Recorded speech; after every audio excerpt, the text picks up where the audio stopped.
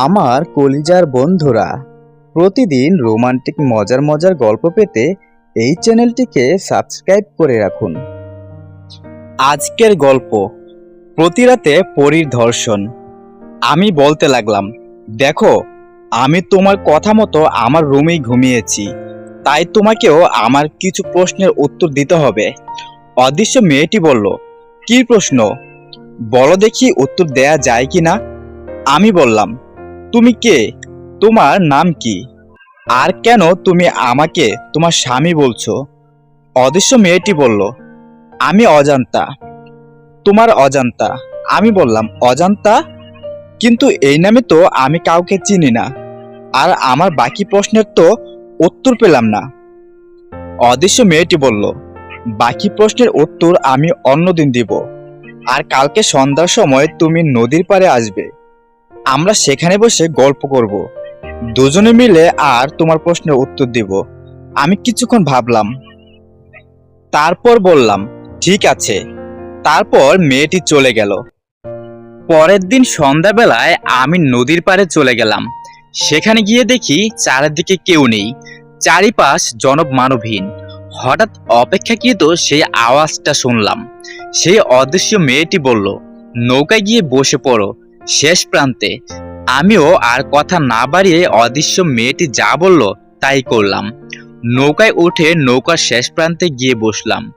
নৌকাটা দেখতে অনেক সুন্দর, লাল এবং সাদা ফুলে সজ্জিত। নৌকাটি সাদা আর লাল রঙের ফুল আমার অনেক পছন্দের। হঠাৎ নৌকাটা ভাসতে শুরু করলো। আমার মনে হলো কেউ আমাকে তার নিজের সাথে জড়িয়ে নিল, আর আমি অনুভব করলাম আমি কাউকে জড়িয়ে ধরে বসে আছি।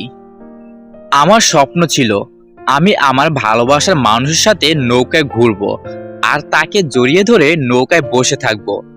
আজ কেন জানি মনে হলো আমার সেই স্বপ্নটা পূরণ হচ্ছে।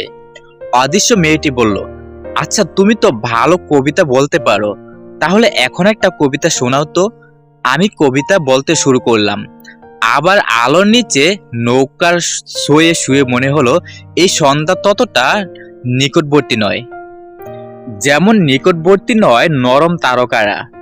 নদী জলে তারকাদের বাসা নিচে ঢেউয়ে ঢেউয়ে উপচায়, আর ক্রমে গ্রাস করে লোকালয়। ভাবি, এই আক্রমণে এই নাচঘরে রাতভর বসে আমি দেখতে পাবো কি আমাজল, যা থেকেই উচ্চারিত নদী ও নৌকার গান। কার নৌকা দুলে জলের উপরে, তার রেখা দেখা যায় কি আর যায় না দিগন্তর পারে। কাত হয়ে শুয়ে আছি ভাব সমাধির কাছাকাছি আমরা দুজনে। নৌকার ছুঁয়ে রাতের তারারা শ্বাস ফেলে। নম্র জলে বিলুপ্ত আমার বোধ, চারিদিকে ছড়িয়ে আছে ফুলের সৌরভ। হঠাৎ আমি অদৃশ্য মেয়েটির হাততালির আওয়াজ শুনতে পেলাম। সে বলল, নীল, তুমি তো অনেক সুন্দর কবিতা বলতে পারো। আমি বললাম, ধন্যবাদ। আচ্ছা, আমি কি আমার প্রশ্নগুলোর উত্তর পাবো না? অদৃশ্য মেয়েটি বলল, হ্যাঁ পাবে, তবে একটা প্রশ্নের উত্তরই পাবে আজকে। বলো তোমার প্রশ্ন। আমি অনেক ভেবে জিজ্ঞাসা করলাম, আচ্ছা, আমার সাথে আপনার কোথায় দেখা হয়েছিল কি? অদৃশ্য মেয়েটি বলল, এভাবে বললে তো হবে না, তুমি করে এবং রোমান্টিক ভাবে বলতে হবে। আমি বললাম, বাবু, তোমার সাথে আমার কোথাও দেখা হয়েছিল, একটু বলো প্লিজ। অদৃশ্য মেয়েটি বলল, হ্যাঁ বলবো বাবু, তোমার সাথে আমার রাস্তায় এক ঘটনার মাধ্যমে দেখা হয়েছিল।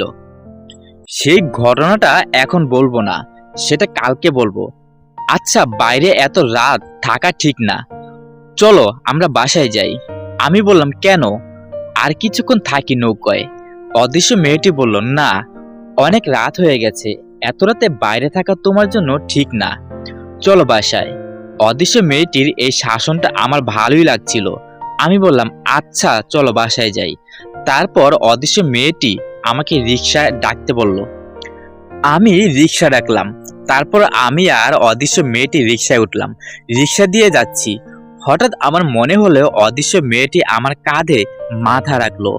এটাও আমার একটা স্বপ্ন ছিল যে আমি আমার ভালোবাসার মানুষের সাথে রিকশা করে ঘুরবো এবং সে আমার কাঁধে মাথা রাখবে। আচ্ছা, অদৃশ্য মেয়েটি কি আমার এই স্বপ্নগুলোর কথা জানে? কিন্তু কিভাবে? অতঃপর আমরা বাসায় আসলাম। আজ কেন জানি অদৃশ্য মেয়েটিকে আমার অনেক ভালো লাগছে। মনে হচ্ছে অদৃশ্য মেয়েটিকে আমি ধীরে ধীরে ভালোবাসতে শুরু করেছি। বাসায় এসে ফ্রেশ হয়ে ডিনার করে নিলাম। তারপর আমি ঘুমানোর জন্য বিছানায় শুয়ে পড়লাম। তারপর আমি অনুভব করলাম সেও আমার বুকে এসে শুয়ে পড়ল। তাকে আমিও আর কিছু বলিনি। কিছুক্ষণ পর বিদ্যুৎ চমকাতে শুরু করলো। আমি বাজ পড়ার আওয়াজ শুনতে লাগলাম। হঠাৎ আমি অনুভব করলাম সে আমাকে শক্তভাবে জড়িয়ে ধরলো। তার কিছুক্ষণ পর বৃষ্টি পড়তে শুরু করলো। অদৃশ্য মেয়েটি বলল, আচ্ছা তুমি তোমার প্রিয় গান যারা যারা গাইবে প্লিজ, তাহলে হয়তো আমার ভয়টা একটু কমতো। আমি তার কথায় অবাক, কারণ সে এটাও জানে যে যারা যারা গান আমার পছন্দের। আমি উঠে আমার গিটারটা নিয়ে আসলাম। তারপর আমি অপর পাশ হয়ে বসলাম, আর সেও অপর পাশ হয়ে বসলো আমার পিঠে তার মাথা রেখে। তারপর আমিও গাইতে শুরু করলাম। जरा जरा बहकता है महकता है आज तो मेरा तन बदन मैं प्यासी हूँ मुझे भर ले अपनी बाहों में।